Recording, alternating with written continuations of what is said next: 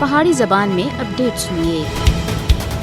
بھارت دی تاریخ دا اج اسیا تہڑا ہے جدو 6 دسمبر 1992 وچ بی جے پی اور آر ایس ایس دی زیر قیادت ہندو انتہا پسند ہجوم سن تاریخی بابری مسجد کو شہید کر کے نہ صرف بھارت بلکہ پوری دنیا دے مسلمانوں دے دلاں کو چھلنی کر دیتا، پھر رہی سہی کسر ہندو کورٹ سن پوری کر دیتی۔ نومبر 2019 وچ بھارتی سپریم کورٹ سن جانبداری دا مظاہرہ کردے ہویا ہندوؤں کو تاریخی جامع مسجد دے مقام تے مندر بنانا دی اجازت دے دیتی۔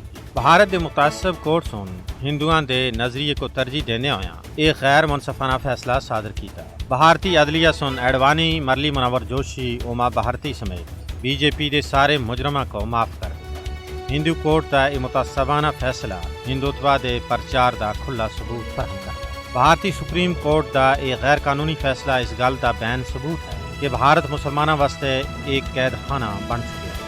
ایودھیا دے متنازع فیصلے سن ایک گل بھی تشت ازبام کر دیتی ہے کہ ہندوستان وچ ہندوتوا نظریہ انصاف دے تمام بین الاقوامی اصولوں تے فوقیت رکھتا ہے۔ اس وقت the chief justice of India Gogoi کو بابری مسجد کیس وچ ہندوؤں دے حق وچ فیصلہ سنانے تھی بعد بی جے پی دی زیر قیادت بھارتی حکومت سن راجیہ سبھا واسطے رکن منتخب کیتا۔ بابری مسجد دی شہادت سن بھارت دے انتہا پسند چہرے کو پوری دنیا دے سامنے ننگا کر دیتا ہے۔ ہندوستان وچ ہزاراں اور مسجداں ہندو انتہا پسنداں دے نشانے ہوتے ہیں۔ ہندوستان وچ اداریاں، مقامات اور روڑاں دے مسلمان ناواں کو ہندو ناواں وچ تبدیل کیتا جا رہا ہے۔ مودی دے ہندوستان وچ گاؤ رکشک جیسی قاتل فوج بنائی ہے جنہاں سن آج تک ہزاراں مسلماناں دا ہجومی قتل کیتا اور یہ سلسلہ بدستور جاری ہے۔ بھارت وچ مسلمانوں دی اضطراب انگیز صورتحال عالمی برادری واسطے چشم کشا ہے۔